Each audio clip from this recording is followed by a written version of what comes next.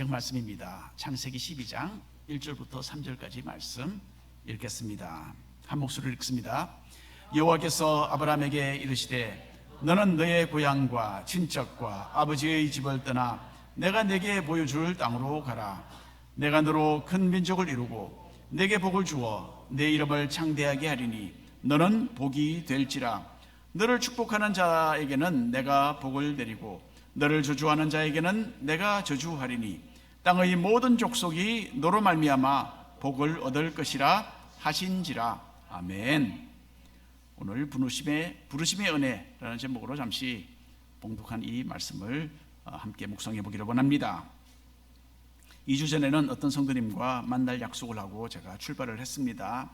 근데 호놀룰루는 그리 도시가 크지 않습니다. 그래서 웬만하면 별 어려움이 없이 길을 잘 찾아갈 수 있죠. 근데 이 성도님의 집이 대략 어디에 있는지는 제가 알고 있었어요. 주소를 보고 하니까. 그런데 정확한 위치를 몰랐기 때문에 GPS를 켜고 운전을 하기 시작했습니다. 그런데 어느 한 지점에 이르러서 GPS가 전혀 뜻밖의 길로 인도를 하는 거예요. GPS는 제가 생전에 가보지 못한 아주 작은 사이길로 좌회전을 하라, 그렇게 알려주었습니다. 자, 저로서는 지금 가는 이 길, 이 큰 길을 따라서 좀 더 가다 보면 큰 길이 나오면 거기서 좌회전을 꺾어서 가면 제일 좋을 텐데, 그런 생각을 하고 있었어요. 그런데 이 GPS가 그렇게 이야기를 하니까 얼떨결에 GPS가 보여주는 대로 제가 예상치 않았던 그 작은 길을 따라 들어가게 되었어요. 그 길은 정말 좁은 길이었습니다. 차 한 대가 겨우 지나갈 수 있는 그런 길이었고, 한두 차례 천천히 차를 직각으로 꺾어서 운전을 해야만 하는 그런 이름 모를 사이길이었어요.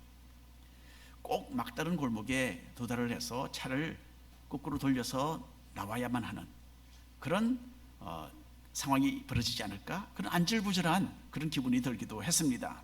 그런데 참 놀랍게도 여러분, 그 길은 막히지 않고 그 험한 동네를 통과를 해서 다른 큰 길로 빠져나오도록 그렇게 연결이 되어 있더군요. 그렇게 해서 저는 결국 목적지에 더 빨리 도착을 할 수 있었습니다. 제가 꿈에도 몰랐던 지름길이 거기에 있었던 것이죠. 우리가 걸어가는 인생의 길도 이것과 유사하지 않은가 생각을 합니다. 우리는 편안하고 익숙한 삶의 길을 가다가 갑자기 예상치 않은 그런 상황들을 만나기도 합니다. 직장이나 인간관계에 어떤 뜻밖의 풍랑이 일기도 하고, 또 갑작스럽게 찾아온 어떤 사고나 질병으로 인해서 우리가 잠시 고전하기도 합니다. 저 또한 지난 한 해 동안 이런 일을 한두 번 겪어보았습니다. 하나님께서 우리의 발걸음을 이런 좀 생소한 방향으로 인도를 하실 때에 우리는 당황할 수 있습니다. 그렇죠? 그리고 이 길 끝에 무엇이 기다리고 있는지를 알지 못하기 때문에 답답하고 좀 불안한 그런 시간을 보내기도 합니다. 자, 이런 때일수록 우리는 하나님의 신실하심을 굳게 믿고 붙들어야 해요. GPS는 때때로 오류를 범할 수 있지만은 하나님은 결코 실수가 없는 분이시기 때문입니다. 하나님께서는 언제나 자신의 신실하신 목적 가운데 우리를 이끌어 가십니다. 그리고 하나님께서는 우리를 위해서 모든 것이 합력하여 선을 이루도록 역사해 주시는 것입니다. 이런 하나님을 믿어 의심치 마시는 우리 모든 성도님들 되시기를 바랍니다. 어느 날 아브라함도 인생길의 방향이 돌변하는 것을 경험하게 됩니다. 자신에게 익숙하고 안정되었던 삶의 방식과 환경을 떠나야만 한다라는 하나님의 음성을 듣게 되었던 것이죠. 이런 하나님의 갑작스러운 지시는 분명히 아브라함에게 당황스러운 그런 말씀이었을 것입니다. 하지만 그것은 사실 엄청난 축복으로의 그 부르심이기도 했습니다. 그리고 아브라함은 믿음으로써 이 부르심의 은혜를 자신의 것으로 삼게 됩니다. 자, 먼저 1번 함께 읽겠습니다. 고향을 떠나라. 하나님께서는 아브라함에게 세 가지를 지시하셨어요. 그 중에 제일 먼저 고향을 떠나라고 말씀하셨습니다.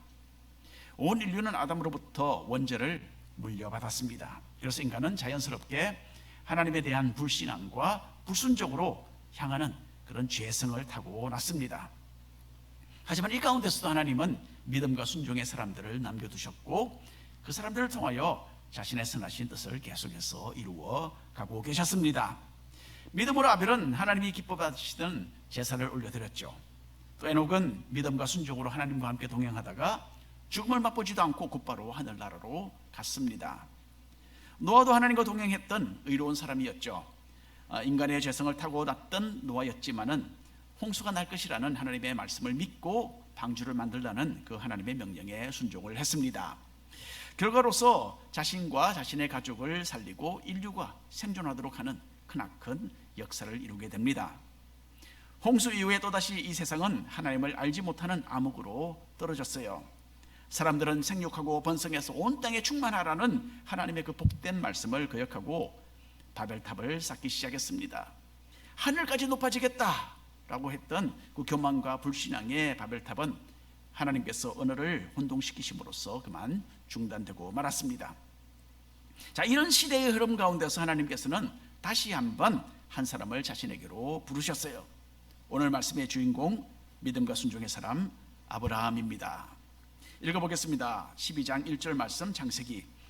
여호와께서 아브라함에게 이르시되 너는 너의 고향과 친척과 아버지의 집을 떠나 내가 내게 보여줄 땅으로 가라. 아브라함은 성경 역사에 있어서 가장 중요한 사람 중 하나로 손꼽힙니다. 아브라함의 이름이 성경에는요 자그마치 308번이나 308번이나 나옵니다. 히브리서 11장을 보면 인류 역사상 훌륭했던 믿음의 사람들에 대한 내용들이 그게 간략하게 기록이 되어 있습니다. 여기서 다른 사람들보다 아브라함의 삶이 정말 자세히 설명되어 있어요. 이것은 아브라함이 얼마나 특별한 믿음의 사람이었는지를 잘 보여주는 예라고 하겠습니다. 하지만 아브라함은 처음부터 이렇게 영적으로 훌륭한 사람이 아니었어요. 아브라함은 지금부터 약 한 4,000년 전에 살았던 사람입니다. 아브라함의 고향은 바벨탑이 건설되다가 중단되었던 바벨론에서 약 한 150마일 정도 떨어진 갈대아 우르라는 도시였습니다. 지난주에 언급했던 대로 이 지역은 현재 이라크 나라에 속한 곳입니다. 하나님께서 아브라함에게 고향을 떠나라고 하신 것은요 그 당시에 쉽게 순종할 수 없는 참으로 어려운 말씀이었어요.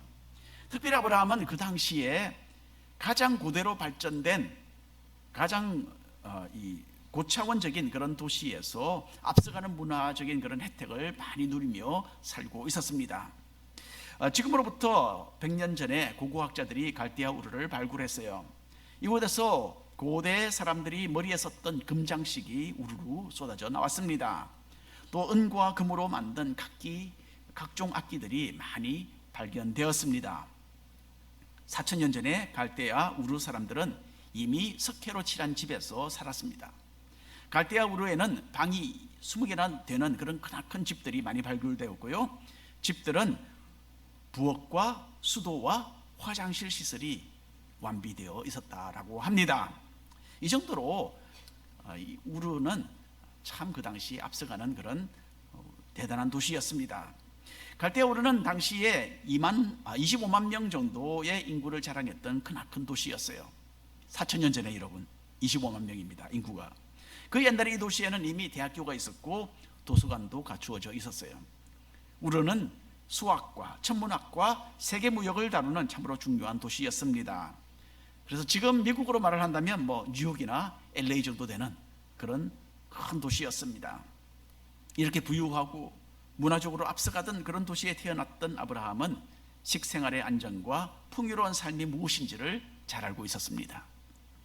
그런데 하나님께서는 아브라함을 부르시면서 전혀 새로운 길을 보여주시는 거예요. 이 길로 가라. 하나님께서는 아브라함에게 이 땅에 것에 만족하며 사는 것이 아니라 세상의 것을 내려놓고 하나님과 동행하는 새로운 삶을 제시해주고 계셨습니다. 우리 믿음의 조상 아브라함은 눈에 보이지 않는 영원한 것을 위하여 하나님의 부르심에 응합니다. 이 세상이 주는 기쁨과 만족보다는 하나님께서 주실 그 복이 무한하게 더 귀하다라는 것을 제대로 인식했기 때문입니다. 이사야 43장에 있는 말씀 함께 읽겠습니다. 내 이름으로 불려지는 모든 자 곧 내가 내 영광을 위하여 창조한 자를 오게 하라. 그를 내가 지었고 그를 내가 만들었느니라. 하나님은 우리 인간을 자신의 영광을 위하여 창조하셨습니다. 여러분, 자신의 기쁨과 유익을 위해서 사는 것은 인간적으로는 가장 현명한 처사인 것으로 보일 수도 있습니다. 하지만 여러분, 이런 자기 중심적인 삶에는 결코 만족이 없습니다. 아무리 가져보고 아무리 누려봐도 그것으로 마음속 깊은 곳에 있는 공허감을 채울 수는 없는 것입니다. 우리 인간은 지으심을 받은 그 본래의 목적을 재발견할 때에 진정한 만족을 얻게 되는 것입니다. 하나님의 영광을 위해서 사는 것, 바로 그것입니다. 우리가 창조된 그 목적은 창조주이신 하나님을 영화롭게 하는 거예요. 하나님을 기쁘시게 하는 이 친밀한 관계 속에서 우리는 이 세상에서 얻지 못하는 참된 기쁨과 영혼의 만족을 누리게 되는 것입니다. 신학생 시절에 그 당시에 LA에 사셨던 막내 이모님 댁에서 제가 잠시 지냈던 적이 있어요. 이모님 집에는 추와와 강아지가 한 마리 있었습니다. 이 강아지는 제가 밤늦게 집에 돌아올 때는 너무너무 좋아했어요. 우리 젊은 중위님이 오신다, 그렇게 생각을 했던 것 같아요. 이모님은 집에서 이제 강아지를 잘 관찰하고 있는 거죠. 강아지가 밖에서 들려오는 제 발자국 소리를 듣고 저 멀리서 들리는 발자국 소리를 어떻게 들었는지, 그래서 우리 강아지가 하는 행동을 보면 조카가 지금 오고 있구나 알 정도였답니다. 그래서 제 발자국 소리를 듣고 너무너무 흥분되어서 이 강아지는 온 집안을 막 뛰어다니는 거예요. 제가 문을 열고 들어와서 소파에 딱 앉으면 강아지는 그냥 좋아서 막 기절을 합니다. 카페트로 된 응급실을 막 뛰어다니고요, 소파에 껑충껑충 뛰어서 올랐다가는 다시 점프해서 내려가고 막 그렇게 합니다. 그렇게 한동안 뛰기도 하고 뒹굴기도 하다가 소파에 앉아있는 제 옆으로 딱 다가와요. 그럼 제가 입을 내려서 한번 뽀뽀를 해주면 만족해서 제 옆에 조용히 누워있고는 했습니다. 이렇게 매일 했어요, 이 강아지가. 여러분, 이 강아지에게 맛있는 음식을 주면 물론 좋아하겠죠, 그렇죠? 또 바깥에 풀어놓아서 마음껏 다니게 해도 좋아할 것입니다. 하지만 이 강아지는 자기를 사랑해주는 주인과의 이 가까운 관계에서 가장 큰 만족을 느끼는 겁니다. 그리고 주인도, 저도 그런 강아지의 모습을 보면서 너무나 행복하고 기쁨을 느끼게 되는 거예요. 하나님과 우리 인간의 관계도 그리 다르지 않다고 저는 생각을 합니다. 우리는 하나님과 교제하며 대화할 수 있는 아름다운 존재로 창조되었어요. 하나님과 사랑을 주고받는 이 관계 가운데서 하나님도 기쁨과 영광을 얻으시고 하나님의 자녀인 우리는 최고의 만족을 얻는 것입니다. 자, 오늘도 하나님은 이 세상이 추구하는 것을 떠나서 나와 좀 있자라고 우리를 부르십니다. 여러분, 그 부르심의 음성이 들리십니까? 바로 지금 그렇게 말씀하고 계세요. 나랑 좀 같이 있자. 이런 하나님의 부르심을 듣고 주님과 살아있는 교제 가운데서 진정한 기쁨과 만족을 얻는 우리 모두가 되기를 간절히 바랍니다. 자, 2번 함께 읽겠습니다. 가족을 떠나라. 4,000년 전에 바벨론과 이 일대는 교만과 불신앙의 장소였습니다. 이런 분위기에 걸맞게 갈대아 우르는 또한 거짓 신들을 섬기는 곳이기도 했습니다. 우리에 살던 사람들은 여러 신들을 믿었어요. 특별히 밤에 뜨는 달을 신으로 삼고서 섬겼습니다. 이런 참 타락된 영적인 문화 속에서 살았던 아브라함의 가족도 예외가 아니었어요. 여호수아 24장에 있는 말씀 함께 읽겠습니다. 옛적에 너희의 조상들 곧 아브라함의 아버지 나홀의 아버지 데라가 강 저쪽에 거주하여 다른 신들을 섬겼다라고 합니다. 여러분, 아브라함의 가족은 본래 참되신 하나님을 모르는 거짓 신들을 따르던 사람들이었어요. 하나님 외에 다른 신을 믿고 섬기는 것은 하나님께서 가장 미워하시고 가정되게 생각하시는 그런 일입니다. 나중에 하나님께서는 모세의 십계명에서 이 내용을 가장 먼저 언급하셨죠. 나 외에 다른 신을 섬기지 말라라고 말씀하셨고, 우상을 만들거나 그 앞에 절하며 섬기지 말라, 그렇게 제1계명과 2계명에 기록을 해 두셨습니다. 그런데 하나님은 이렇게 하나님을 알지도 못하고 정반대 방향으로 가던 아브라함을 선택하시고 아브라함을 불러주셨어요. 그리고는 아브라함에게 거짓 신들을 섬기는 너의 가족을 떠나야만 한다, 그리고 나와 함께 가자, 그렇게 하나님께서 말씀하신 겁니다. 창세기 12장 1절 우리가 다시 한번 읽어보겠습니다. 여호와께서 아브라함에게 이르시되 너는 너의 고향과 친척과 아버지의 집을 떠나 내가 내게 보여줄 땅으로 가라. 요즘에는 사람들이 부모와 형제를 떠나서 멀리 떨어져 사는 그런 세상이 되었습니다. 우리 집 막내딸 프리실라는 바다 건너 시애틀에 직장을 잡아서 혼자 거기서 생활하고 있습니다. 그리고 어제 저희 집에서 영어권 청년들이 모였는데요, 어릴 적부터 우리 교회에서 자란 또 다른 프리실라가 있어요. 이 자매도 직장이 되어서 곧 산호세로 떠난다고 했습니다. 어느 가정이든 이렇게 조금 나이가 든 자녀들을 둔 가정들은 학업을 위해서 또는 직장 때문에 자녀들을 떠나보내는 것이 보통입니다. 이것은 여러분 사회가 안정되어 있기 때문에 가능한 일이에요. 하다못해 인도 같은 나라만 해도 자녀를 쉽게 그렇게 바깥으로 보내지 못합니다. 하지만 4,000년 전에는요, 지금같이 정말 평화로운 사회가 아니었습니다. 도시와 도시 사이에 크고 작은 전쟁과 갈등들이 있었고요, 부족 간의 마찰로 인해서 생명과 소유물을 잃는 그런 일들이 허다했습니다. 그러니 가족이 서로 힘을 합해서 적과 싸워서 자신들을 보호해야만 하는 그런 환경이었어요. 따라서 함께 굳게 결성된 가족과 친척은 보호의 방패였고 생존과 안정에 있어서 절대적인 요소였던 것입니다.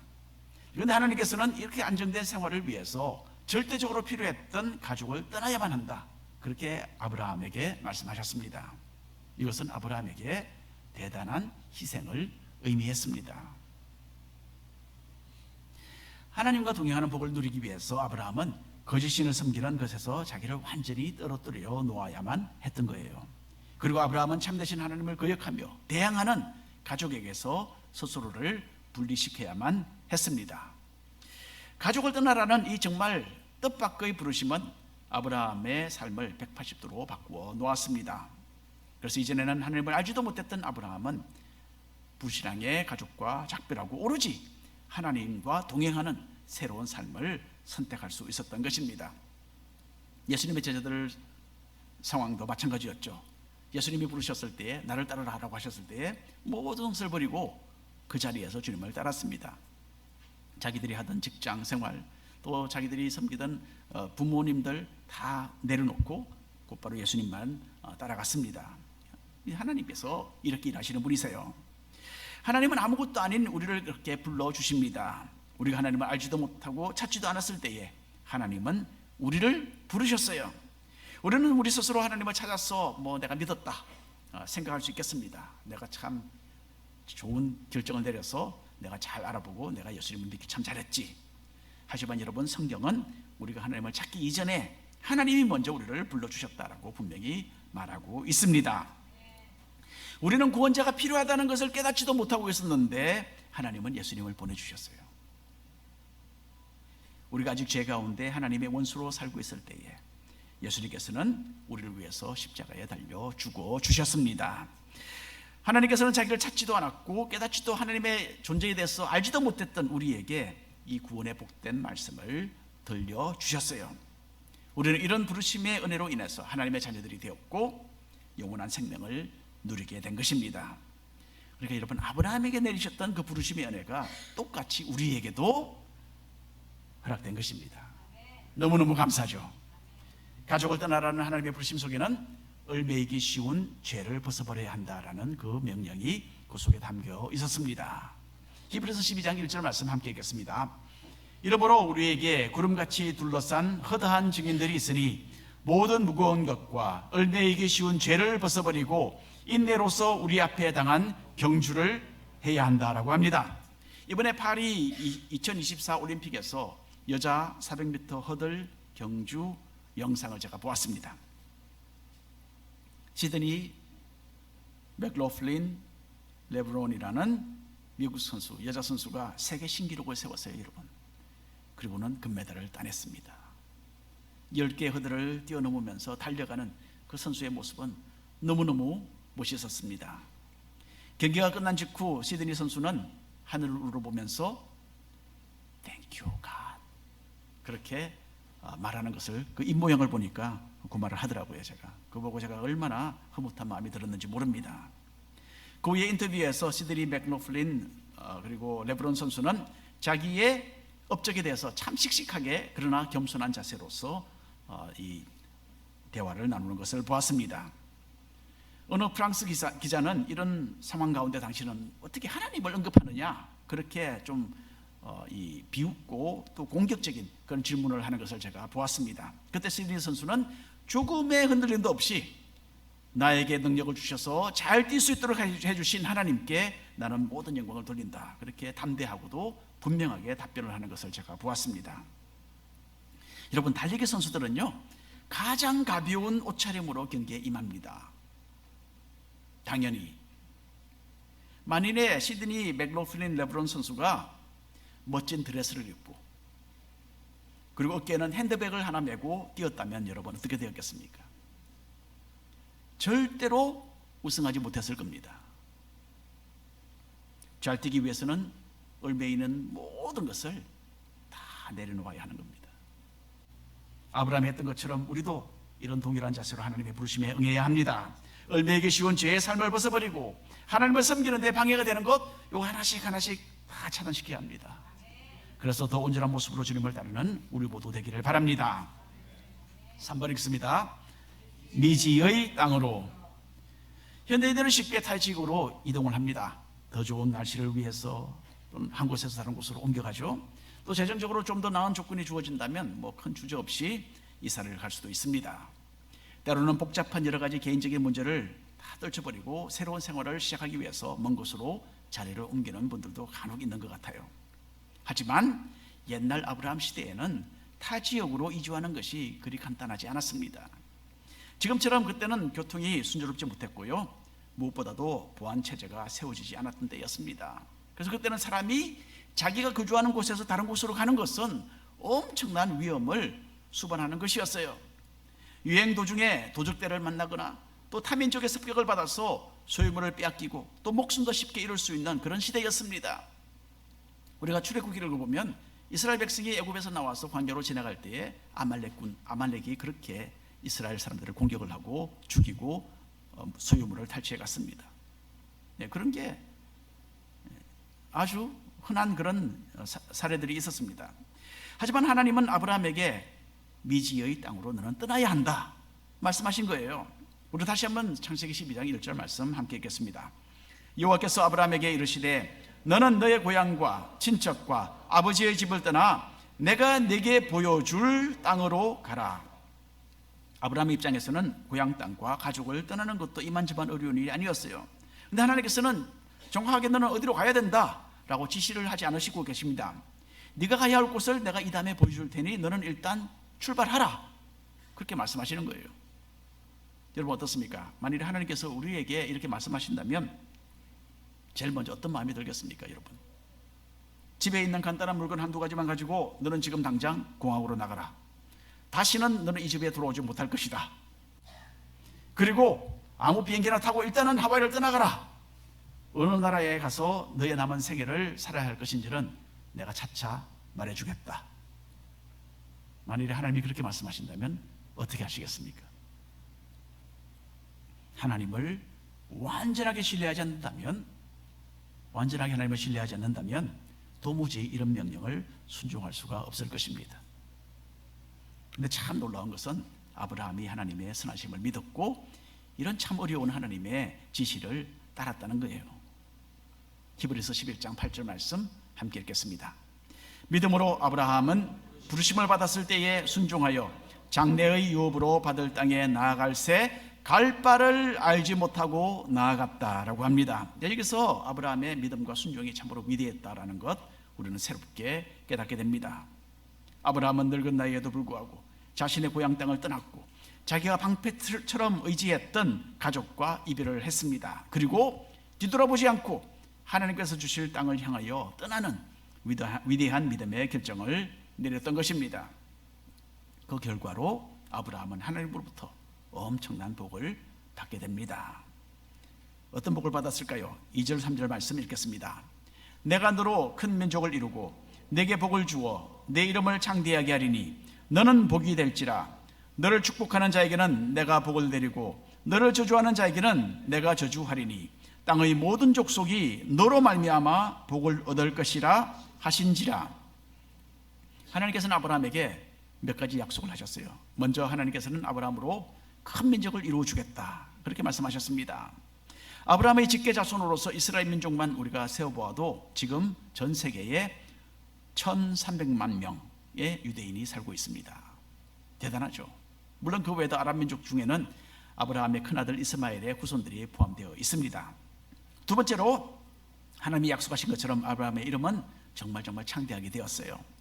유대인들은 물론이고 전 세계의 22%가 되는 이슬람 교도들, 그리고 32%가 되는 기독교인들이 모두 아브라함을 믿음의 조상으로 여기고 있습니다.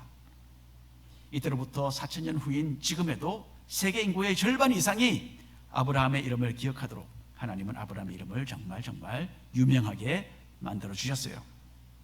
그리고 하나님의 약속대로 아브라함은 복의 근원이 되었습니다. 땅의 수많은 민족이 아브라함을 통해서 복을 받았습니다. 자, 그 당시 아브라함은 하나님의 이 계획이 어떻게 이루어질지 전혀 예상치 못했을 것입니다. 하지만 나중에 태어날 아브라함의 자손 예수님을 통해서 이 일이 이루어졌어요. 구원의 복음이 온 세상에 전해졌고 전 세계의 수많은 민족이 주님으로 인해서 구원을 얻는 이 하늘의 복을 누리게 되었던 것입니다. 오늘 결론의 말씀드립니다. 우리가 바로 그 중에 한 사람입니다. 결론입니다. 하나님께서는 죄로 어두운 세상에서 아브라함을 부르시고 인류를 향한 자신의 선하신 목적을 하나씩 이루어 가셨습니다. 하지만 아브라함은 이 부르심의 은혜를 성취하기 위해서 믿음의 결정을 스스로가 내려야만 했던 겁니다. 고향을 떠나는 것, 가족을 떠나는 것, 그리고 미지의 땅으로 출발하는 것은 모두 크나큰 희생을 요구하는 일이었어요. 하지만 아브라함은 하나님의 선하심을 굳게 믿고서 순종하겠다는 담대한 결정을 내렸습니다. 그리고 그 결과로 아브라함은 상상할 수 없는 크나큰 영적인 복을 얻게 되었습니다. 하나님께서는 영적인 축복을 허락하기 위해서 항상 우리를 부르고 계십니다. 지금도 바로 이 시간에도 우리를 부르고 계십니다. 그리고 하나님께서는 우리를 자신의 크신 뜻과 계획을 이루는 도구로서 사용하기를 원하십니다. 하나님의 뜻에 참여하는 그 영광을 얻기 위해서 우리 또한 믿음과 순종의 발걸음을 한 걸음씩 옮겨 나가야 할 것입니다. 그래서 얼매이기 쉬운 죄를 훌훌 벗어버리고 죄악의 도성 갈대아 우르를 떠나서 하늘의 상급을 향해 이 한 주간도 담대하게 전진해 나가는 신앙의 수요자들이 다 되시기를 축원합니다. 기도하겠습니다.